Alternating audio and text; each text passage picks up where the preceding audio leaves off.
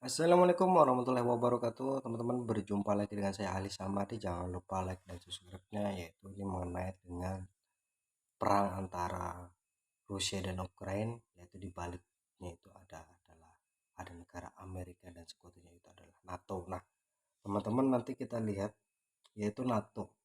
Apa sih yang disebut dengan NATO? Jadi NATO itu, teman-teman ya, di sini menyatakan, ini saya tanya dengan Mbak Google, yaitu singkatan dari NATO adalah North Atlantic Treaty Organization, didirikan pada tahun 1949.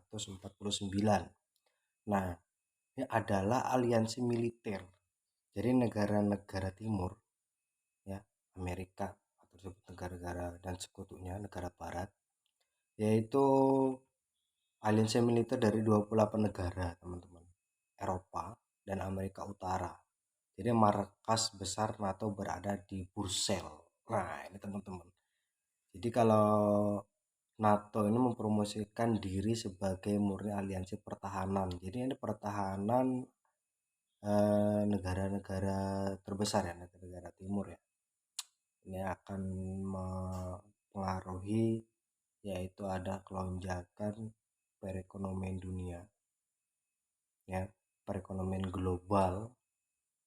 Harga minyak tanah dan minyak itu akan naik pesat dalam sekitar 10 tahun ini, teman-teman. 5 tahun yang kemarin bahkan sampai 2022,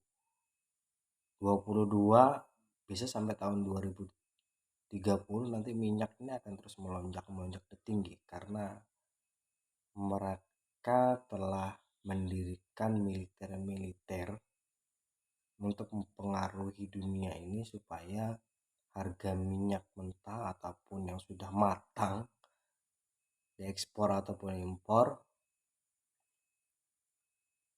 yang sudah jadi akan tinggi besar. Nah, dengan CTO sendiri, ini persaingan ini nanti siapa yang lebih kuat ya, CTO S CSTO atau NATO. Jadi negara Rusia ini membangun juga, teman-teman. Ini perang dunia ini antara negara yang sudah terjadi itu hanya membangkitkan perekonomian dunia, peperangan perekonomian global. Jangan sampai Indonesia ini jatuh ya, teman-teman. Jangan sampai rupiah sangat melesat jatuh sekali gara-gara kurs mata uang. Kita ini akan nanti suatu saat akan dijajah dengan mata-mata uang, yaitu dengan negara-negara yang terbesar yang bergabung di NATO dan CTO. Nah, CTO adalah organisasi Traktat Keamanan Kolektif, adalah sebuah aliansi militer antar pemerintahan yang ditandatangani pada 15 Mei 1992. Nah, itu didirikan, pusat kantornya adalah Moskow, Rusia. Berdiri Rusia, Kazakhstan, Armenia, Kyrgyzstan, dan Uzbekistan, Tajikistan. Nah, ini teman-teman CTO. Yang bisa menengahi antara kedua belah pihak ini adalah PBB. Jadi Perserikatan Bangsa-Bangsa. Jadi kalau misalnya ada apa-apa dengan CTO dan ada apa dengan NATO, PBB adalah penengahnya, Perserikatan Bangsa-Bangsa. Jadi sebenarnya nanti jangan sampai Indonesia bergabung dengan antara ini, teman-teman.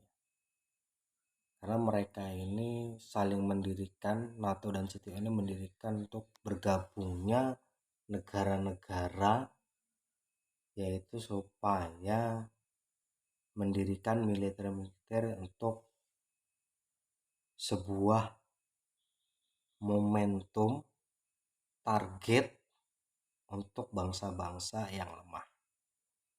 Jadi kalau bisa PBB akan dijunjung tinggi. Mudah-mudahan Pak Jokowi ini akan mempelajari semuanya.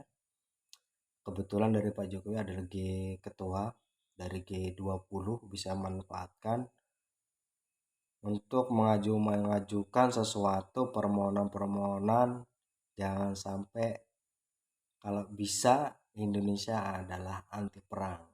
Nih, diajukan juga ke PBB kalau bisa negara-negara yang sudah menjadi grup-grup NATO, grup-grup CTO, dan nanti ada lagi, itu nanti ada lagi negara-negara Asia akan mendirikan sesuatu yaitu seperti grup-grup NATO dan CTO. Jadi jangan sampai Indonesia berpengaruh seperti ini.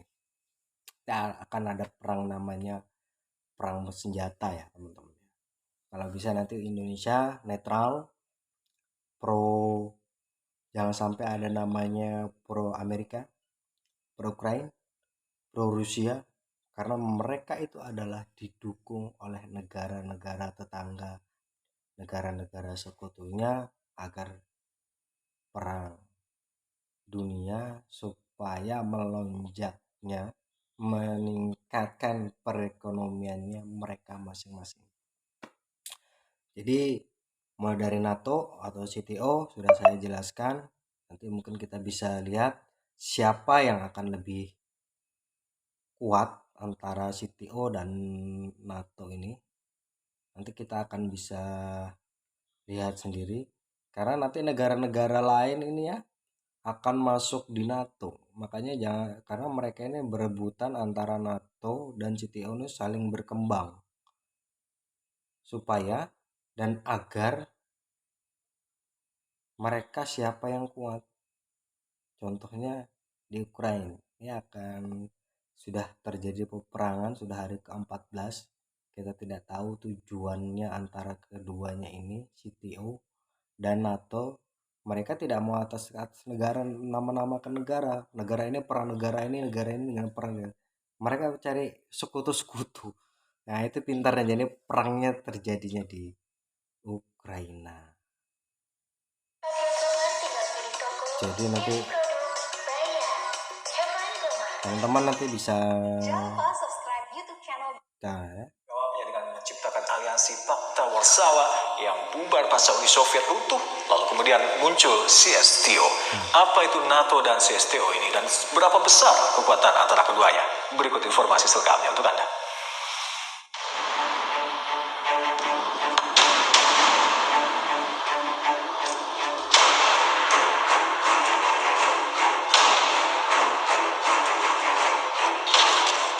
NATO atau North Atlantic Treaty Organization dibentuk pada tahun 1949 karena adanya kekhawatiran akan ekspansi Uni Soviet di Eropa Timur pasca Perang Dunia Kedua. NATO meliputi negara-negara Eropa, Amerika Serikat, dan Kanada. Pasca keruntuhan Uni Soviet, NATO memiliki tantangan baru, yakni terorisme, senjata pembunuhan massal, dan ancaman negara-negara yang dilanda kekacauan. Tahun 2003, NATO terancam bubar karena 3 dari 19 negara NATO saat itu menolak permintaan Turki untuk menyerang Irak. Jerman, Belgia, dan Prancis pun dituduh anti perang. Krisis ini menjadi yang terparah dalam 54 tahun sejarah NATO.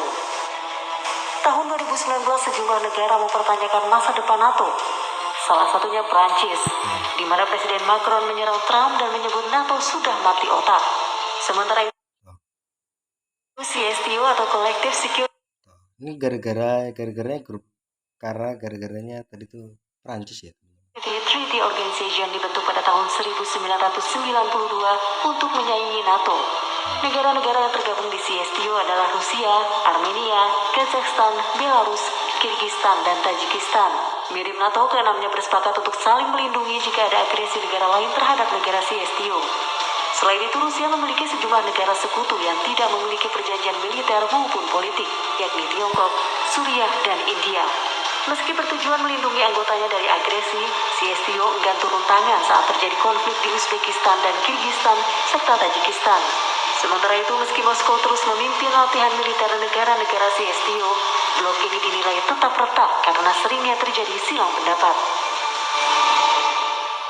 Nah, itulah teman-teman ya. Jadi pernyataan siapa yang lebih kuat dari CTO ataupun NATO sendiri. Kalau bisa PBB lebih memperkuat persatuan perserikatan bangsa-bangsa.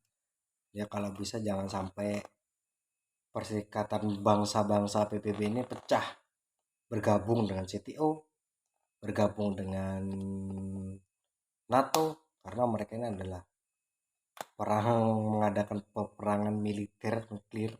Jadi kalau bisa keamanan Indonesia ini harus diperketat. Apalagi KN ya, ibu kota Jakarta pindah di Kalimantan, yaitu di Kalimantan Timur, di Pasir Utara. Kebetulan saya ada di Kalimantan Timur. Kalau bisa, mudah-mudahan Indonesia dengan Menteri Pertahanan Bapak Prabowo Subianto, kalau bisa lebih diperketat lagi pertahanannya di IKN Pasir, karena dengar isu yaitu adalah ada negara baru atau negara tetangga di samping Indonesia.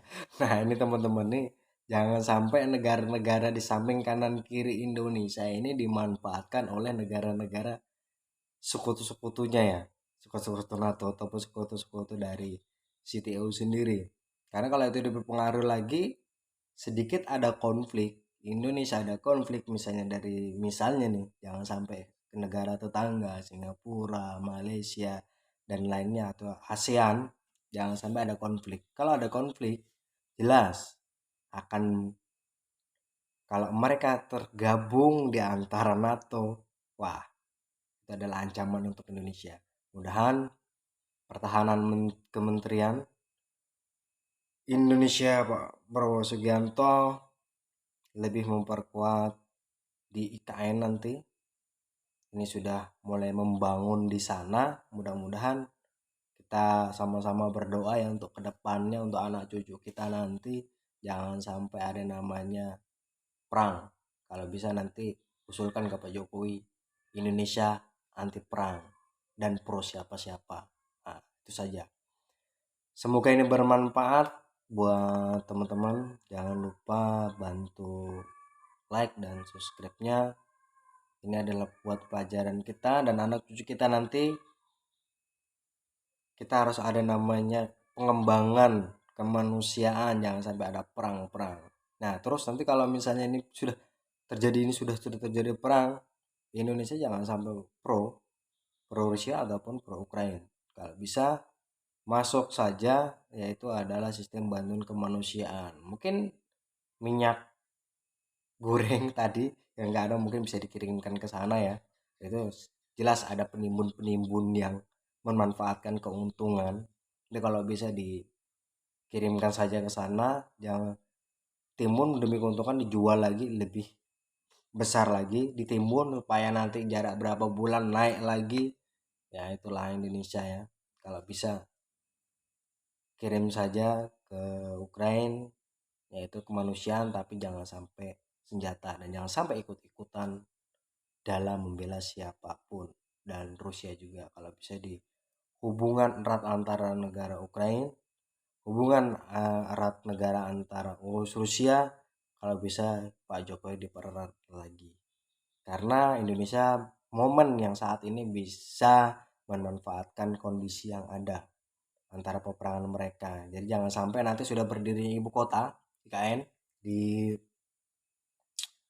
Pasir Utara itu menimbulkan hutang yang besar.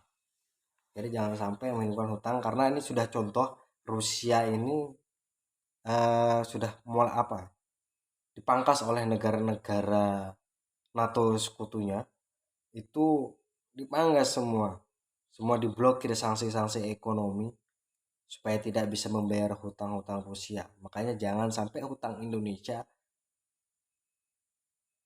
lebih tinggi daripada sebelumnya nanti, ataupun untuk 10 tahun ke depan, 20 tahun ke depan, ataupun ganti presiden nanti, atau mudah-mudahan nanti Pak Jokowi bisa membimbing lagi menjadi presiden dan bisa membimbing, jangan sampai ada namanya nambah hutang, nambah hutang, nambah hutang. Kita akan suatu saat nanti kita akan dijajah negara lain. Yaitu mungkin diadakan problem dengan antara konflik biasanya. Negara luar tuh seperti itu ya, negara-negara asing itu bahkan mereka sampai bisa membayar tentara-tentara bayaran luar negeri turun tangan juga.